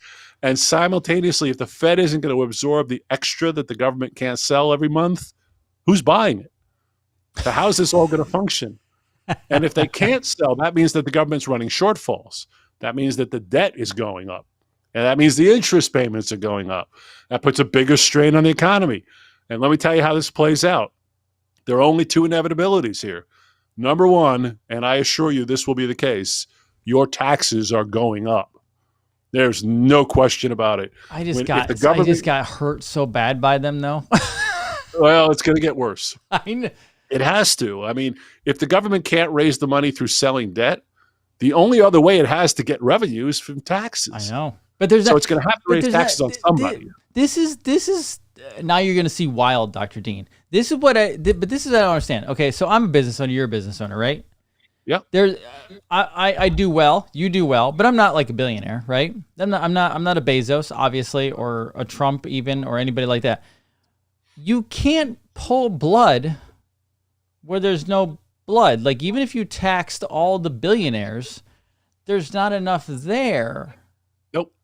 So this brings me back to, are they stupid or are they actually just criminals? I go with criminals. Well, and here's the thing. They have that last option available. If everything doesn't work, they can't sell enough debt to raise the money they need on a regular basis, and the Fed is no longer an active buyer, so the Fed's not going to help. And that leaves them with one option. They can print more money. And they will do that to sustain this gap between what they're spending and what they're bringing in. Because I agree with you, they can't raise taxes enough to compensate for the gap. There's just not enough room. And if they raise the taxes from people not billionaires, the average people, there's only so much that we can take before there's a little bit of a revolt, and a little pushback is going to create big. Look, people will get aggravated very quickly. You have a second American Revolution on your hands. Well, yeah. I mean, if you're stripping the value of people's wealth through inflation and simultaneously raising their taxes, people are not going to stand for that. So what's going to happen politically, you're going to have constant overturning of whoever political party's in power, because no one's going to be happy. But every successive party that comes into power, it's not as if they can ignore the problem. They may have a different plan for how to address it, but the options are becoming more and more limited because the overwhelming size of the problem has exceeded the ability of the economy to absorb it. When the economy was at a level that the debt was small enough to where a growth in the economy could absorb it, then we at least had that possibility to take off a lot of the sting. Because, you could absorb a lot of debt with a growing economy. But if you have an economy that doesn't grow, but your debt still does, and inflation continues to grow without the economy growing, there's an economic term for that. It's called stagflation. And it's bad because the rate at which money loses value starts to accelerate like a snowball running down a hill. It gets bigger and bigger, faster and faster. And it impacts people a lot more quickly. It just exacerbates the problem. And we're getting to a point now where, the Fed has had to utilize tools that it literally made up out of nowhere. Quantitative easing didn't exist 20 years ago. That wasn't even a thing. But the Fed had to do that because lowering rates wasn't sufficient. Even when lowering rates to zero wasn't sufficient, it still needed to put more money into the economy. And it's like, well, how do we do this? What do we do? Well, what if we just buy a lot of debt, buy mortgage-backed securities, and continue to pile onto our balance sheet until such time as we can potentially address this somewhere down the road, which, again, I'm a little bit curious how this is going to play out because we're still carrying stuff from 2008. How are we going to address all of this in an economy that is not absorbing a lot of the problem through this massive economic growth that we're not seeing? So I predict a miracle, but that's just me. Betting on recession. That's the gamble right now. They're into that pool. They think the end result of this is that the Fed will raise rates very quickly, too fast because they waited too long, and the end result was they'll choke down whatever kind of slow economic growth we currently have, and this economy spins into a recession, which is 3/4 of negative growth. That is not productive. I thought it was 2 quarters. It's 3/4? 2 or 3, yeah. Okay. And then, God, here. Let me. I want to get your brain power here. If you were king of America, but a good king, even though the Constitution doesn't allow this, and you were now completely in control of the entire financial situation, you get to do anything you want. How do you fix this? It's a great problem because something has to happen that is going to hurt somebody somewhere. There's no way of doing this without somebody taking the hit. So the first thing that has to happen is that we have to address the government deficit spending. We've got to balance the budget to the point where the government does not spend more than it has. And that means Congress is going to have to give up on an awful lot of things that it likes to do. And that means we're going to have to cut back on something, whether that's going to be future projects like the infrastructure bill, the Build Back America, whether that means we're going to have to cut government services of existing programs, whether we're going to have to, maybe we could cut salaries for congressmen. I wonder how that would go. I'm a yay. I'm a yay. You're on that one. Okay. So those things have to happen. Simultaneously, we have to stop the government from spending money it doesn't have. Somehow we have to address the issue. Now, I would suggest that there is a way to rip the Band-Aid off, and it's going to hurt. Give me your ideal scenario where we go back to sound money. I want to hear it. You print $35 trillion from the U.S., from the Federal Reserve. You write the check to the Treasury. You pay off all the existing debt. You let the inflation rate explode for 5 or 10 years. Oh my God. Absolutely devastate 5 or 10 years worth of people's wealth, but you come out of it in the end with a government that doesn't have to carry $32 trillion worth of debt anymore. And again, if it's functioning on an annualized basis where it is only spending what it's bringing in, we don't perpetuate the problem and things will stabilize. I didn't expect that. Well, again, it'll solve the problem. It will be ugly. Is there a way to do it? Is there a way to do it with how let's do it this way. Hurt them, but keep us okay. Well, the problem is it's all us. I know. It's all us. There is no them. We are the them, right? What if we take out the criminals, though? Right? We don't make the decisions. We get the impact of the decisions. But, there's very little way around this. There's no short-term solution to the size of the problem anymore. If they wanted to resolve it, they could. But it would create a monstrous. Can you imagine an economy with 35% inflation that would exist for maybe 5 years or longer? And we're talking about 35% according to government statistics, which again I always believe are about 50% shy of reality. So they're 8.5% or 9% they claim right now. I think that's short by about 50%. I had said 2 years ago that I thought the average cost of goods and services would go up 30%. By the time we got to where we are now, a lot of people thought I was nuts because they're like, 30%, that's insane. We can't possibly. Well, how much was that gallon of orange juice 2 years ago? What was the gallon of gas 2 years ago? Now, there are other factors involved here, so I'm really drawing some broad strokes. But just as a general conversation, the only way I can see us resolving this problem is to print the money we need to get out of the debt, which would create so much inflation. What's the price of a loaf of bread if you do that? $25. Gallon of gas would be $50. You'd be looking at gold at 5,000 an ounce. Silver would probably be $200. And the only people that would have managed to sustain that onslaught would have been those people that got out of paper money, and had dumped all their money into, motorcycles and rare guitars and gold and silver, which would skyrocket in value. The home prices would escalate. They'd go up 5-fold. Everything would increase in price by 5 or 10-fold. It would be horrible. The problem is you're going to eliminate people because if you do that,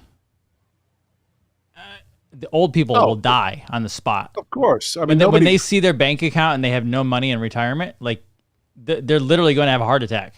Like I said, it wouldn't be pretty. This is ripping the Band-Aid off. This would hurt. This would hurt big time. And, think about what's happening now. Mortgage rates have gone up just enough to where, that 30-year mortgage, which was 3.5%, is now 5.3%. So, $400, $500, $600 per month increase on the cost of that mortgage will start pricing people out very quickly. And it's going to have that kind of impact. So my solution is not pretty. And it would never happen because politically it would be suicide. You imagine a president who came out and said, okay, Jason, you're right. We messed up. We put this crap in the toilet and it's time to hit that flusher, but it's going to cost you. Everything you've saved is gone. And you're going to fight an inflationary problem for the next decade, probably at, 5 times what it is today. But your children will have an economy at some point when they grow up that'll at least be better off than where we are now. I don't think that's going to happen. I don't think it's going to happen. This is my problem with that, though. and I gave you the keys. I let you do it. That's why I'm not the king. I have this empathy button being a physician, and I'm like, there's got to be a way to have part of the Band-Aid ripped off, have many, many criminals thrown in jail for what they've done, and somehow transition this thing to where, yeah, there's pain. I'm not going to say there's not pain.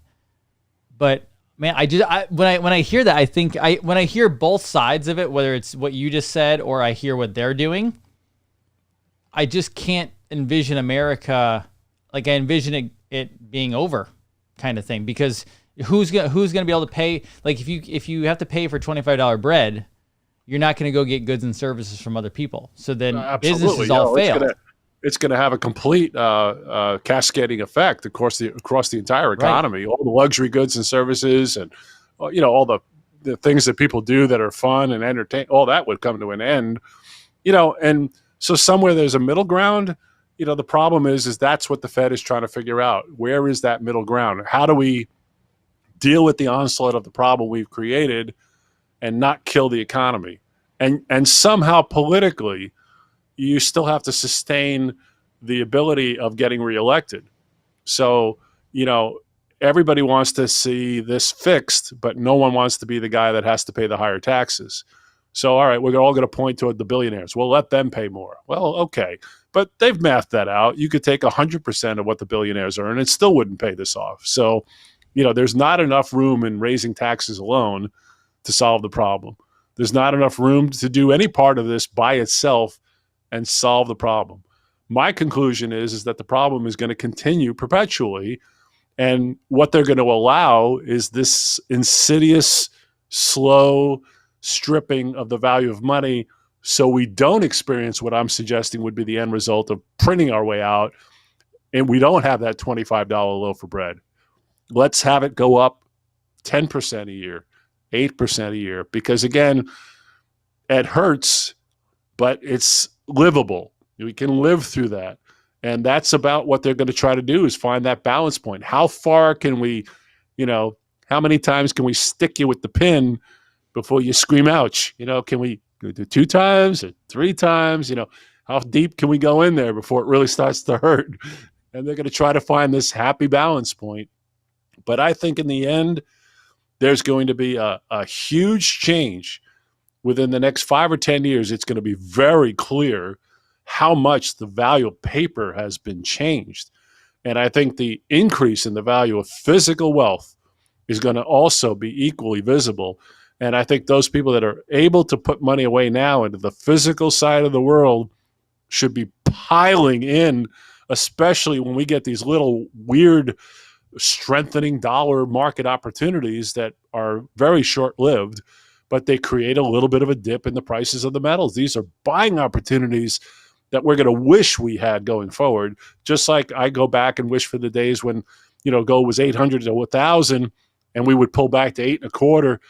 I mean, we wish for those days again. When can we get that? Well, that's not going to happen anymore. And pretty soon that'll be the case for the $2,000 gold and the $3,000 gold and $30 silver. This will all just become normal as we move forward over time. 100%. It sounds like gold and silver is the thing to buy. It's one way to do it, to protect yourself against the inevitable result of what I think has to happen, which is, I think, the only way out of our current problems, one way or the other, whatever you want to call it, is printing money. And I think that's the only opportunity left to deal with the current economic environment. So people should recognize that. And if you know that that's coming ahead of time, you can prepare. And what gold and silver can do is provide that wealth protection and diversification. The one thing that we've come to recognize, and you can go back 50 years, 100 years, people that are diversified always fare far better, no matter what happens in the economy. And a lot of times there's a lot of things you can't predict. Like I said, we couldn't have predicted COVID. We couldn't have predicted Ukraine. We couldn't have predicted a lot of things that we're currently experiencing. But if you're not too heavily weighted in any one area, you have a far better chance of surviving whatever comes. It's those people that are too heavily weighted in one market or another that always end up getting hurt. And I go back to, even if you only go back to the 80s, there was a time when everybody was convinced, Wall Street and all the investor world, everybody you talked to said, you need to be in mutual funds. Mutual funds is how you diversify because it's a spreading of the capital amongst multiple stocks. And this is going to help create a lack of volatility.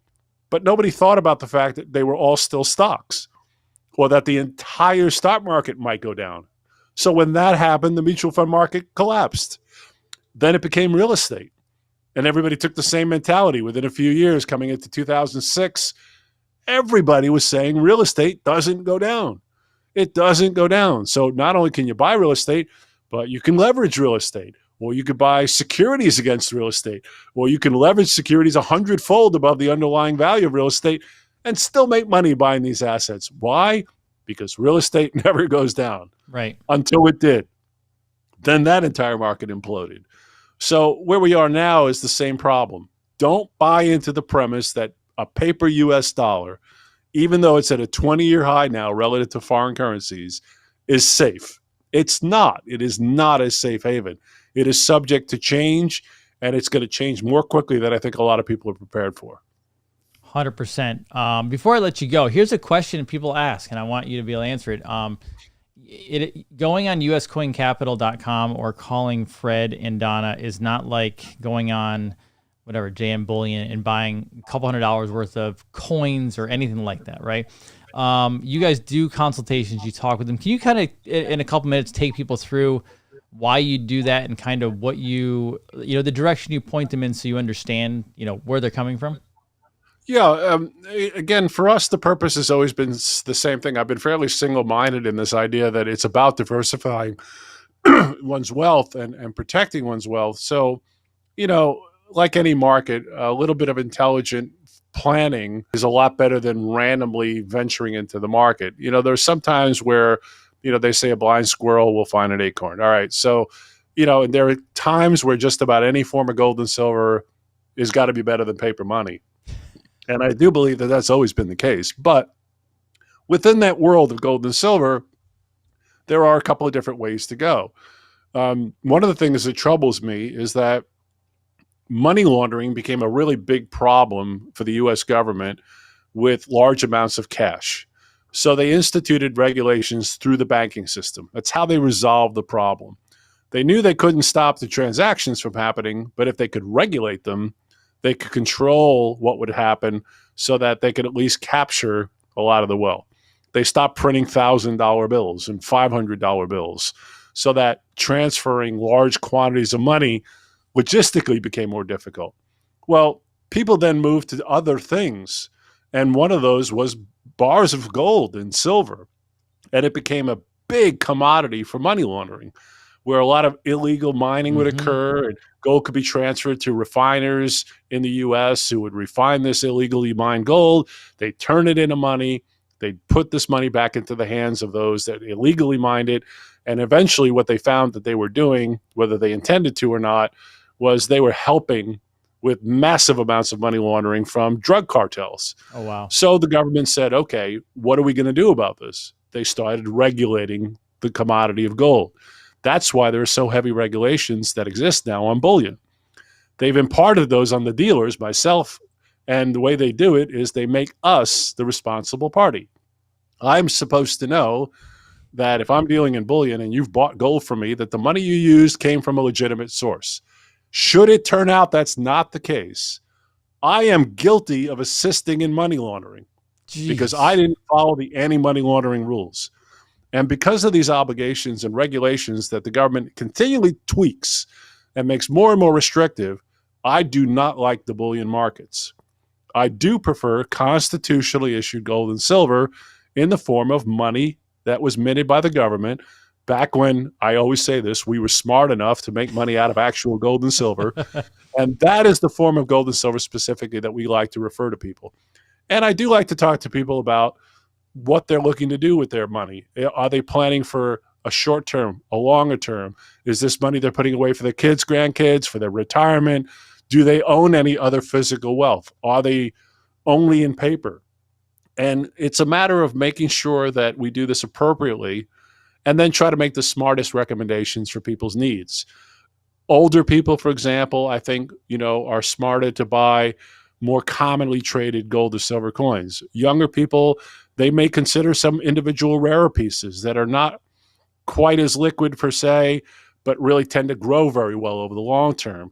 So there are differences that we look at depending upon what people's interests, the kind of money they're looking to spend, what they're trying to accomplish, where they are in their life. And that takes a little bit of a conversation. And I'm more interested in having this done properly for people than just to go out there and sell. And I say this, with the fact that I have literally turned down hundreds and hundreds of thousands of dollars in business from people that were what I would call speculators or approaching this in the wrong way. And I've turned down the business because I didn't think it was appropriate for them to do it the way they wanted to. And I will stand by that because I would rather be able to, be comfortable knowing that we've helped educate people properly and that they've chosen to do this with their eyes wide open. So we'll take the time. We'll answer the questions. I mean, I get weird questions from people that a lot of dealers, they'd hang up the phone. Right. I get people that ask me, and again, it's a strange question to me, but they'll say, why doesn't a $20 gold coin cost $20? And that strikes me as really weird because I think, first of all, it's an ounce of gold. Right. So it's got an intrinsic content. What it's made of is worth in melt content, almost $1,900. So how could that possibly be a $20 item? But again, these are the kinds of questions that, people need to think it through and understand so that they can recognize what it is they're acquiring and why it has value. People ask us all the time, how do you use this product, gold and silver? Do I use my $20 gold coin to buy that loaf of bread at the supermarket? Right. And I always say the same thing. I was like, you wouldn't do that any more than you would use your car. You sell the car first for the money it's worth, and you take the money down to the supermarket. And the same thing, you sell your gold and silver coins for the money they're worth and use the money. But what you're doing by storing your money in that gold and silver today is by the time you're ready to spend it, at least it hasn't deteriorated to become worth so much less that you go to spend it and it just doesn't seem to buy. There's nothing worse than me hearing from people that said 25 or 30 years ago, we set up a retirement account and we set it up so that we would earn X amount of interest every month because we presumed that amount would be sufficient to cover our costs, our expenses, everything we do, and live a happy lifestyle. Well, the plan comes to fruition. They get the money they anticipated, but it doesn't seem to work, and they can't figure out what they did wrong because what they didn't count on is the value of the money they were saving changing because they saved it in the wrong form. Right. So for me, gold and silver coins are about the future saving of wealth. And again, we want to make sure people understand that. So we're happy to spend the time to educate people, and I think it's important. That was one of the best explanations we've ever had on that. Thank you very much. That's really good because there are questions, and I'll tell you, we were told when we were growing up in school, like, don't ask stupid questions, or there are no stupid questions, and really there are not, especially when it's not when it comes to money. When it comes to money, it's like it's your livelihood, it's your future, it's your family, it's et cetera. So, I appreciate you guys being there and being able to answer those questions because even though obviously it's very basic to you or like health questions are very basic to me, it's not for everybody. And so it is an education process and it helps them become better. It helps them become smarter. But then they also feel like they can ask those questions and then their intelligence level, IQ goes up in this area, which is what we need ultimately. That's how you fix this. Absolutely. Absolutely. Because it's a matter of understanding. If you knew that paper money would lose value, you're not going to store your money in that form. But if you don't understand what's wrong with it, right, you're not going to realize that you've made a mistake, if you will, financially. And unfortunately, people figure it out after the fact, when they're too late in the game to go back and do anything about it. So, if you're able to put money away now, it's just important that you diversify the wealth that you put away and do it in the right form. Do it in a form that sustains its value. I love it. Where can they find you, sir? Your phone number, your not email, your website, all that good stuff. Yeah, so the website, US Coin Capital, the only quirky thing, capital spelled like the building. So it's US Coin Capital, CAPITOL, uscoincapital.com. Our main phone number, 800-878-2646. I've got a really well-educated staff of people that will, again, walk you through the process, help educate you, and we'll provide you with the physical gold and silver coins. A lot of people are doing this on a regular basis. In other words, they try to accumulate to try to get to these percentages that they want over time, so they add when they can. We occasionally do have some good available inventory that we can work with. I do have a couple of cute little specials available in both the gold and silver. I've got a couple of 4-piece gold sets available and some silver coins. So this will be a good time for those people that are either new or trying to add a little bit to do so. But you can reach us at 800-878-2646. Everyone loves Fred and Donna. They're amazing. I've never heard anything negative about them. Fred is. Oh, that's great. We appreciate that. No, they do. They even say that they love you guys. And here's a little bonus you get. No extra charge. This is the bonus you get. When you get your package, you learn how to break into Fort Knox. Yes. One of the things I do recommend is get yourself a good, solid box cutter. Yeah, I had a client. She called me this morning. It is so good. It's ridiculous how good it is. I love it. Yeah, one of our clients called a little while ago. She said her husband just loves spending the evening. He takes his time. He's like, okay. It's like I can only imagine. He gets himself a little table, a cup of coffee, and he's going to spend the next part of the evening cutting into the box we just sent him. But yeah, we do a hell of a job when it comes to packaging. So it is kind of fun to break into those things. But yeah, they're secured. I love it, sir. Hey, they just raised it by 0.5%. Oh, what a shock. Just so you know. But Fred? I'm more curious about what they have to say in the comments on how they're going to address the balance sheet. That's to me what's going to be critical today. Interesting. Sir, I appreciate you very much, as always. Always great to be with you, Jason. Always great. And you keep up the good work. We'll have you on back in a couple weeks or so, and we'll do it all over again. How about that? Fantastic. For Fred Deshevsky, USCoinCapital.com, Dr. Jason Dean, Brave TV, everybody have an amazing rest of your Wednesday. I'll be back tonight, 8 o'clock, for the webinar on ADHD, ADHDisalie.com, and then tonight on After Dark. Go check that out. You guys have a great Wednesday. Take care of yourselves. Bye-bye. Be well all.